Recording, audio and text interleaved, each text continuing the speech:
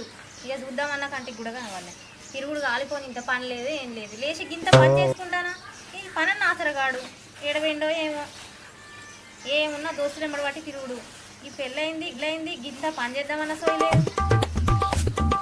దాని మొగడన్నా మంచోడు, ఈ అమ్మానైతే చెప్తా నా మొగడు ఎందుకు అక్కడ రాడు గింత పని అన్నా అసలు. అబ్బా దాని మొగడైతే మంచిగా బట్టలు పిండుతాంటే కూడా జాడిస్తాడు. ఏం చేసిందో ఏమో పాపమ్మ మరి అమాయకుడు.